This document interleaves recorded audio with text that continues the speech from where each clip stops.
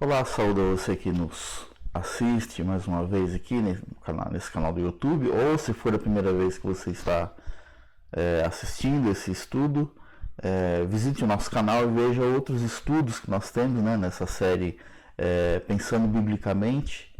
Nós estamos fazendo uma série de estudos, né, dentro do tema da ética cristã. E na aula passada nós começamos a falar sobre ecologia, né? E hoje nós vamos dar sequência a esse estudo sobre ecologia.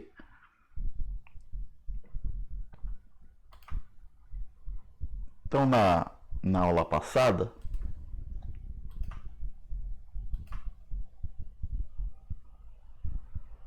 nós começamos a responder essas perguntas, né? Qual deve ser a visão cristã que temos que ter a respeito da ecologia, né? A questão da ecologia, da preservação do meio ambiente. Com base nessa visão cristã que nós devemos ter, como é que nós devemos lidar com a natureza, né? Então, só recapitulando, né?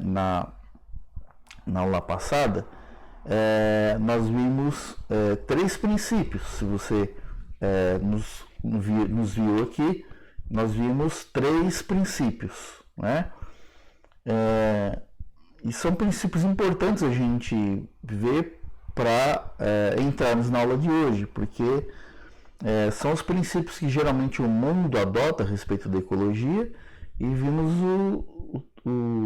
também o princípio bíblico, né? Então nós vimos o princípio materialista, que é um extremo, é aquele extremo de que tudo vai se resolver, vamos explorar, vamos avançar com a tecnologia, e qualquer problema que a gente tiver nesse meio tempo, a própria tecnologia vai resolver, e vamos em frente, e o meio ambiente ele se resolve por si, né? Então esse é um extremo. O outro extremo é o panteísmo. O panteísmo é aquela ideia de que Deus está em todas as coisas, né? Então, se Deus está em todas as coisas, então vamos adorar a natureza, porque Deus está em tudo, né? Então esse é um outro extremo.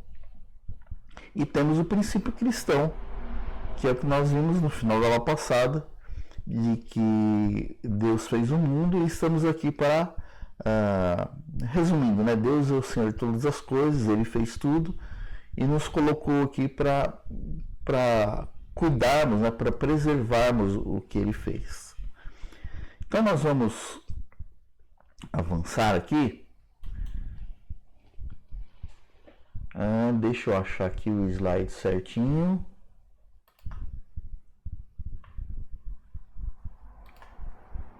Aqui.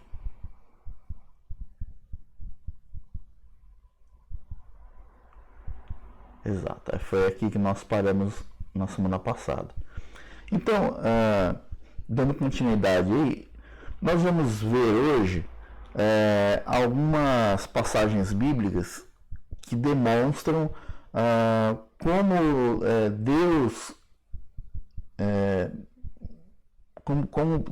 qual a visão divina e bíblica de como se deve lidar com a natureza, né? Provando que Deus não fez o mundo e deixou aí para o homem fazer o que quiser, né?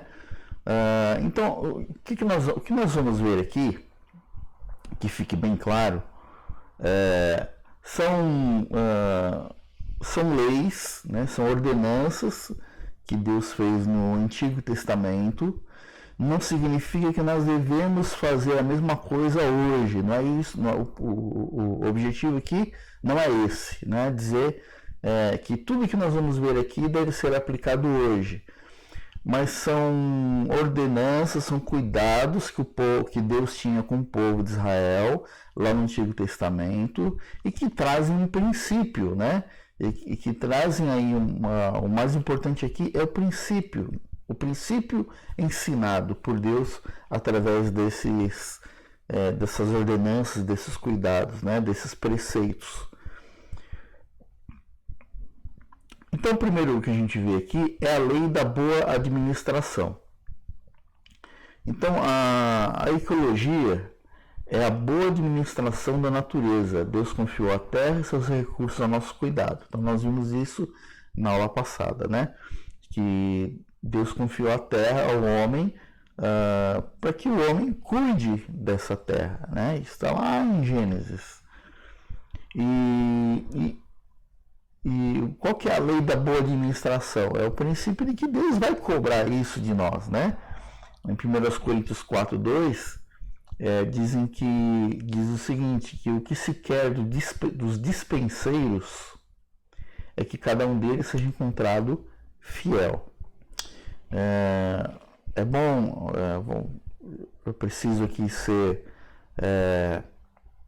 honesto, né, com você, de esclarecer que esse texto, né, de 1 Coríntios 4:2, ele não está se referindo à natureza, porém ele está falando aí dos despenseiros, né, ou seja, as pessoas encarregadas aí, né, de cuidar do ensino, né, do Evangelho. Só que o ponto que eu quero destacar aqui é que Paulo chama essas pessoas de despenseiros. O que é um dispenseiro? O dispenseiro é a pessoa que ela é encarregada de cuidar da dispensa, né, da guarda da comida, né? Então, a pessoa que guarda a doutrina, ela é comparada a um despenseiro. Então, o que eu quero destacar aqui é que ele diz assim: o que se requer dos dispenseiros, o que se espera de alguém que é um dispenseiro, que é um encarregado de guardar a dispensa, é que cada um deles seja encontrado fiel. Então, a gente pode aplicar o mesmo princípio também a nós como despenseiros, né, da natureza, ou seja, alguém que guarda, que toma conta da natureza, é que nós sejamos encontrados fiéis quando fomos cobrados disso, né? E não, você cuidou mesmo daquilo que eu fiz, certo?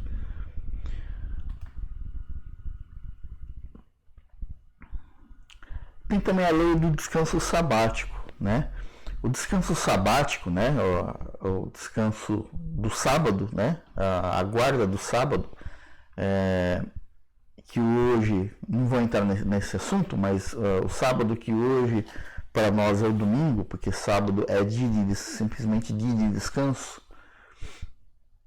O descanso sabático que foi instituído lá, né, no Antigo Testamento, né, quando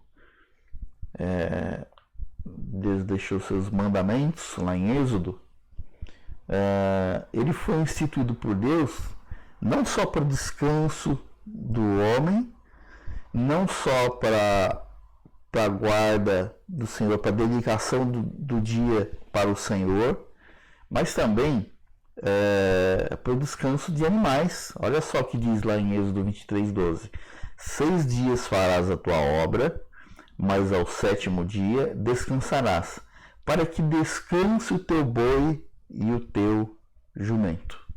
Para que descanse o teu boi e o teu jumento. Então também foi para o descanso dos animais, que os animais eram usados ali, né, também de alguma forma para o trabalho. Então, para que os animais descansassem, também serve também o dia do descanso sabático, né, o sábado.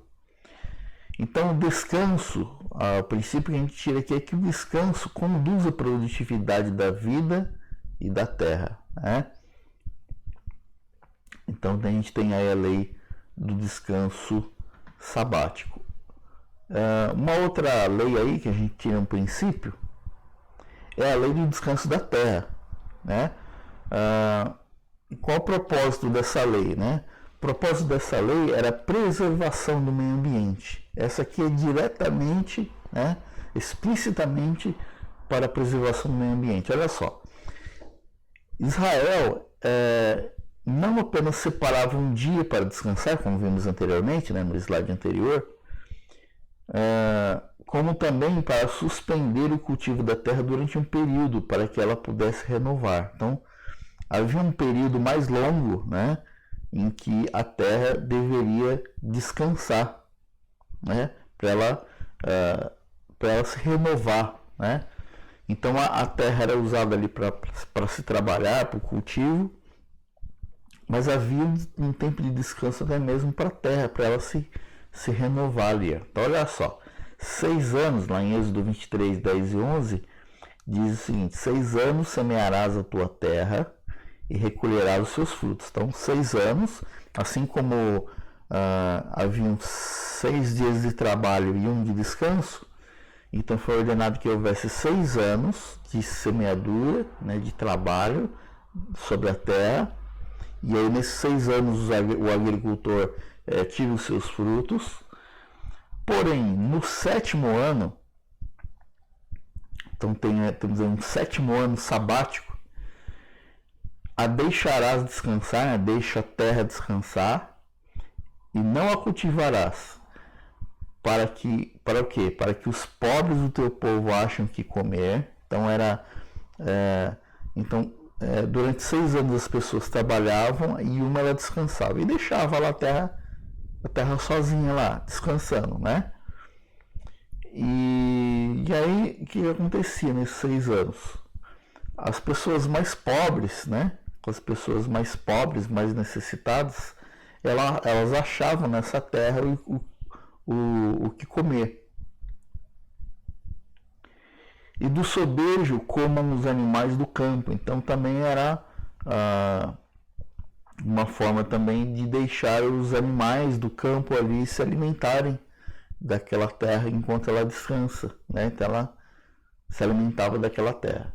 Então nós vemos aqui que além de guardar o sábado, o 7º dia da semana, então havia também a guarda de um 7º ano após 6 de trabalho, né? E nesse ano a terra descansava, os mais necessitados se alimentavam daquela terra e os animais também se alimentavam daquela terra. Olha só que maravilha, né? Então é um princípio que Deus deixa aí, né? De descanso da terra, de deixar a terra descansar, as pessoas se alimentarem, de forma que não faltasse nada para ninguém, havia uma boa distribuição e os animais também podiam comer, né? Lembro lá na aula passada, né, que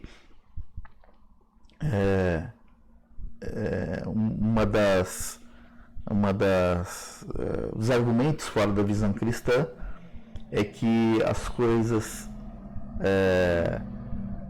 o meio ambiente está se deteriorando porque não há uma boa distribuição, né? Então nós vemos aqui, ó, é Deus promovendo a distribuição, né? E vimos também que essa boa distribuição não acontece por causa da ganância do homem, né? Então Deus aqui resolve esse problema através do 7º ano sabático, 7º ano, a lei do descanso da terra. Continuando aqui, temos também a lei do jubileu, né? Então, por meio dessa lei, a cada 50 anos, a terra deveria retornar ao seu proprietário original, prevenindo a concentração de postos da terra e sua exploração. Veja, então nós vimos lá, né, 7 dias, né, 7º dia de descanso, 6 de trabalho e 1 de descanso. Vimos lá o descanso da terra que acontece a cada 7 anos, 6 de trabalho, 1 de descanso. E vemos aqui 50 anos, a cada 50 anos, né? Por que 50 anos? Né? 7 vezes 7, né? Então, 49. Então, a cada 50 anos, né? Nós temos aí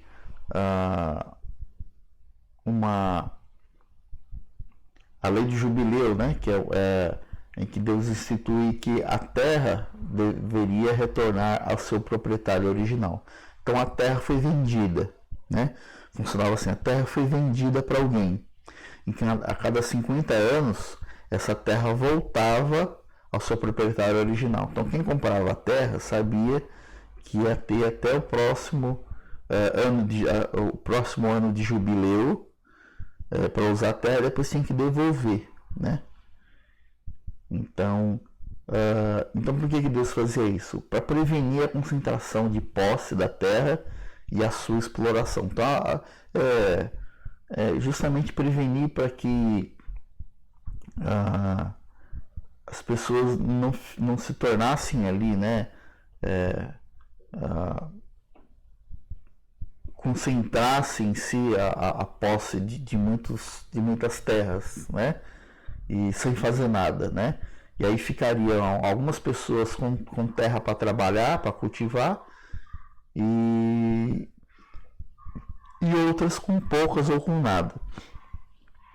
Então temos a lei de jubileu. Então, Levítico 25, 23 diz: também a terra não se venderá em perpetuidade, ou seja, não se vende para sempre, porque a terra é minha. Então é interessante esse princípio, né? Deus diz o seguinte: a terra é minha, foi eu que fiz, eu sou dono, a terra é minha, vocês usam, mas vocês usam com bons, vou usar aqui de novo o termo, né, despenseiros, né, vocês usam como mordomos, né, o princípio de mordomia, mordomia no sentido de que nós não somos donos da terra, não somos donos de nada, mas nós cuidamos daquilo que temos, né? Isso não se aplica só à terra, se aplica a tudo, né?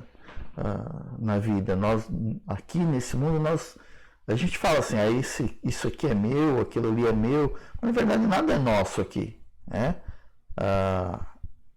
Então tudo é de Deus e nós tomamos conta. Então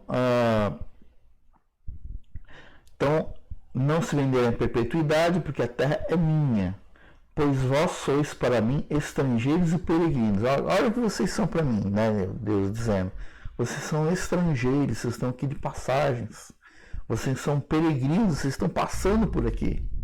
Mas tudo isso aqui que vocês estão desfrutando é meu. Portanto, em toda a terra da vossa possessão dareis resgate à terra. Então, por isso que a cada 50 anos a terra tinha que voltar ao seu proprietário original. Outra lei também que traz um princípio interessante é a lei da colheita. Olha só que interessante, né? Então, o que era essa lei da colheita? Era uma maneira de colocar em xeque quaisquer tendências gananciosas de se roubar da terra todos os seus recursos. Então, lembra voltando, né, aquele velho problema da má distribuição, né, da distribuição de forma desigual, causada pela ganância, né, uns com terra, outros com pouca terra, uns com muito alimento, outros com pouco alimento. E então havia uma lei aí, né, para se evitar isso, né? E além de evitar aí a posse da terra de forma gananciosa, também era uma forma de prover sustento aos pobres e aos animais. Quer ver? Vamos ver. Levítico 19, 9 e 10 diz o seguinte: quando também cegares a messe. O que é cegar a messe? Né? A messe é a terra pronta para a colheita. E cegar a messe é limpar tudo, né? Então, quando também cegares a messe da tua terra, quando você for fazer a colheita, o canto do seu campo não cegarás totalmente. Então, não é para limpar absolutamente tudo. Você vai lá, vai fazer a colheita, vai cair alguma coisa aqui, vai ficar uma coisa ali, tal, né? Pelos cantos do campo, deixa lá. Nem as espigas caídas colherás da tua messe. Não rebuscarás a tua vinha, nem colherás os bagos caídos da tua vinha, deixá-lo-ás ao pobre e ao estrangeiro. Olha que interessante, né? Então aquele que era proprietário ali, grande proprietário ali de terra, que cultivava a terra, né, em grande escala.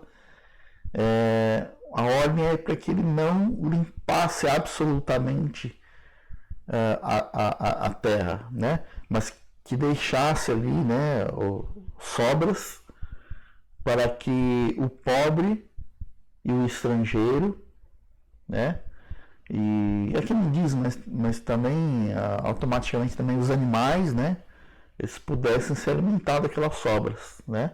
Eu sou o Senhor, vosso Deus. Ok? Então essa é a lei da colheita. Então quando ia fazer a colheita, não era para tirar absolutamente tudo, mas tinha que deixar lá uma sobra que era para os pobres, para os necessitados, para os estrangeiros e também para os animais, né?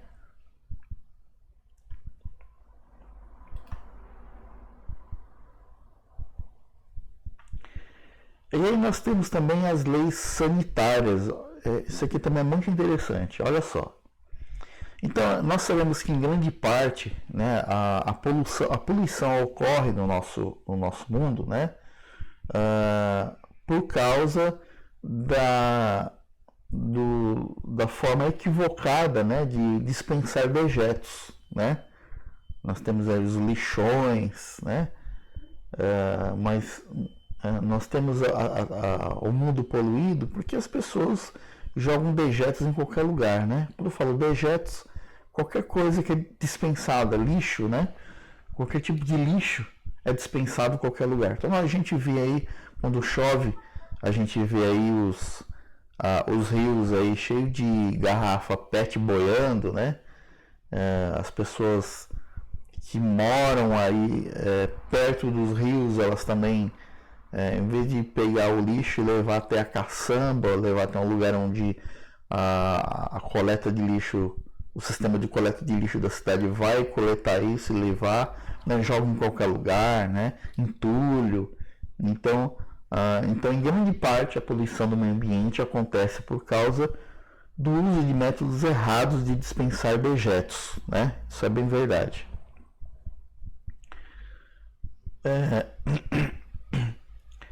Então, lá em Israel, lá no Antigo Testamento, há um mandamento, né, de Deus para que os dejetos humanos fossem enterrados no chão.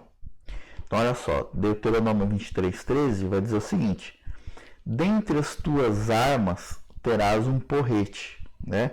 Em algumas traduções, como por exemplo a nova tradução da linguagem de hoje, em vez de porrete ele fala de pá, né? Uma pá. Dentre as tuas armas terás um porrete ou uma pá. Para que essa pá? Olha só. Quando te abaixares fora, né? Quando você for lá fora se abaixar, já, né? Você entende que aqui que é quando a pessoa vai, entre aspas, né, usar o banheiro, não havia banheiro, né?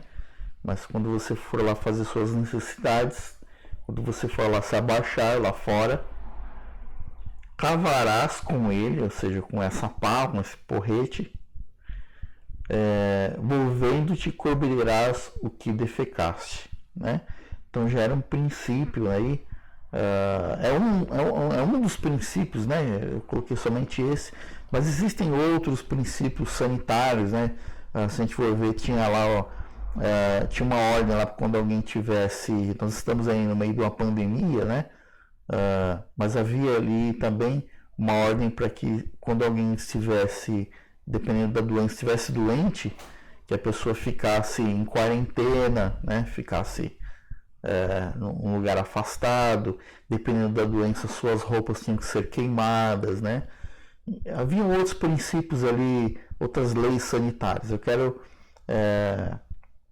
enfatizar essa, porque é interessante ver como Deus tinha a preocupação de que o povo, quando fosse defecar, né, quando fosse fazer as suas necessidades, tinha que fazer, em primeiro lugar aqui, fazer fora, né, fazer um lugar fora ali do acampamento, né, fizesse um lugar afastado, fizesse fora. E segundo lugar, que a pessoa, quando fosse levasse consigo uma pá. E levando essa pá, ela fizesse um buraco, defecasse dentro desse buraco e cobrisse com a terra, né? Para que não ficasse cheiro, para que não atraísse insetos, para que não se transmitisse doenças, né? Então, muito interessante isso. Aí o Geisler traz no livro uma observação interessante que eu fiz questão de colocar aqui, que é a seguinte, que alguns especialistas em medicina têm argumentado que muitas de nossas doenças podem ser resultantes da violação a essas leis sanitárias do Antigo Testamento. Então, hoje, muitas doenças existem por falta de cuidado com os dejetos, né? Quando eu falo dejetos, novamente, falo dejetos, eu falo de lixo de uma forma geral.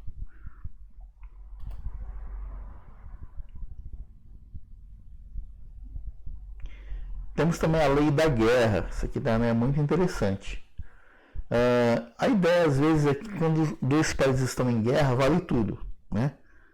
Mas não era assim, né? Deus falou aos filhos de Israel que, mesmo quando eles estivessem em guerra, que eles foram exortados a não perturbar o meio ambiente, não estragar o meio ambiente, em prol da preservação da vida. Então, existia a guerra lá, então vocês podem guerrear, mas não prejudiquem o meio ambiente. Não façam isso prejudicando o meio ambiente. Olha só o que ele diz lá em Deuteronômio 20:19.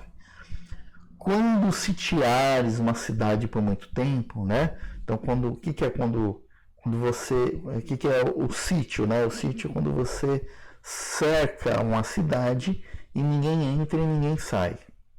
Então, quando vocês fizerem isso, pelejando contra ela para tomar, então quando vocês cercarem uma cidade e começarem a guerrear contra ela para tomar essa cidade, não destruirás o seu arvoredo. Não é para destruir as árvores, metendo nele o machado.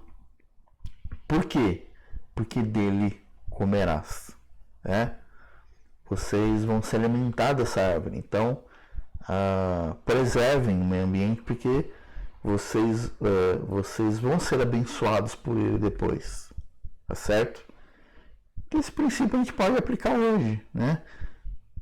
De não, em nome, aqui fala da guerra, mas não só da guerra, da tecnologia, da evolução, né? Do progresso. Não cortem as árvores, porque vocês vão se beneficiar dela. Por isso que hoje em dia, se você vai cortar uma árvore para construir alguma coisa, você não pode simplesmente cortar, tem que ter autorização para você fazer isso, e tem que ter o plantio dessa reposição dessa árvore em outro lugar. Mesmo se você tiver uma árvore dentro da sua propriedade, você não pode simplesmente ir lá e cortá-la, né? Você tem que obter uma aprovação, né? Apenas fazendo algo que eu lembrei aqui, em algumas cidades você tem que ter dentro da sua propriedade um percentual de área não construída, né? Então, por exemplo, aqui perto de nós, aqui em Ribeirão Pires, existe isso. Você tem uma propriedade, vamos supor que você tem uma propriedade grande ali, e você não pode construir nela em 100%. Você tem que ter uma área não construída, porque precisa haver a preservação da natureza, né? Então, por exemplo, eu vou dar um exemplo prático aqui. A Igreja Presbiteriana de Ribeirão Pires, ela tinha um prédio, né, tinha uma casa no meio do seu terreno, né? Se você for lá, você vai ver. E no meio do terreno, hoje, há um pátio, um pátio sem nada. Por quê? Porque foi uma exigência, né? Uma exigência da legislação local de que não poderia haver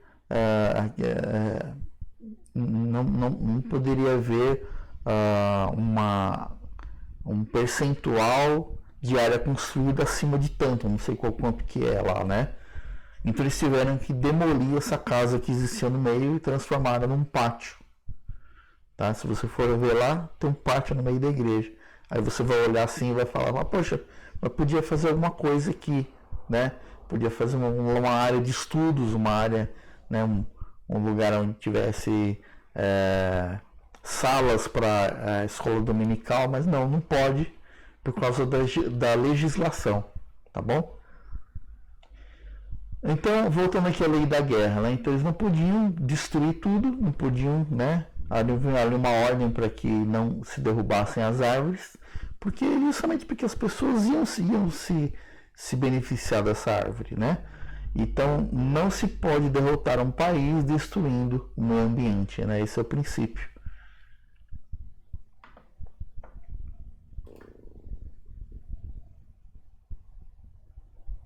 Também tinha a lei contra a ganância pela terra, né?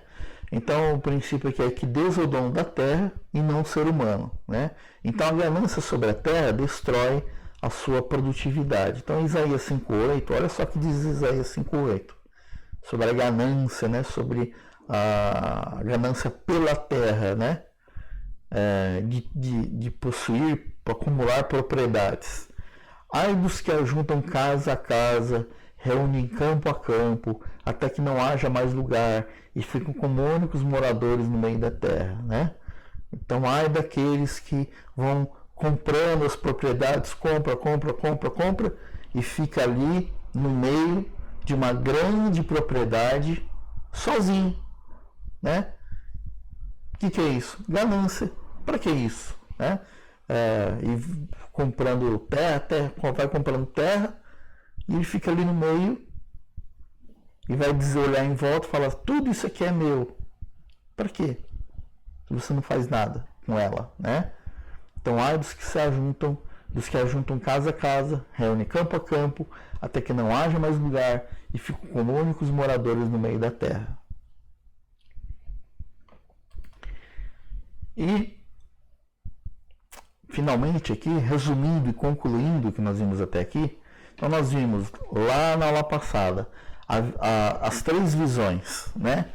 E vamos concluir aqui. Nós vimos a visão materialista, que defende que o meio ambiente é uma fonte ilimitada de energia. Não, a energia não vai acabar e qualquer problema que a gente tiver, a tecnologia está aí para resolver. O meio ambiente é uma fonte ilimitada de energia e vamos usar. Aí temos a visão panteísta, que é o outro extremo.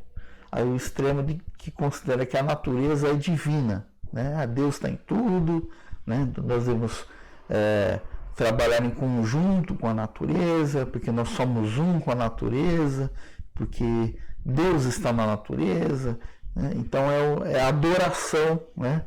Então a visão panteísta já vai para outro extremo, o extremo de adoração da natureza, né? Aí é nesse contexto aí que se fala de mãe natureza, como se a natureza por si fosse um ser vivo, ou seja, um Deus, né? Então, pensa bem na hora que você usar esse termo mãe natureza, né? Não existe mãe natureza, existe um Deus que rege a natureza. E temos a visão cristã, que está aí no meio, e não é porque está no meio que ela está certa, está certa porque ela é bíblica. Nem exploração tecnológica, nem adoração mística. Deus é o Criador e a humanidade é a guardiã deste mundo. Nós estamos aqui como guardiões, como despenseiros, né, desse mundo. É nosso dever manter e não corromper, preservar e não poluir.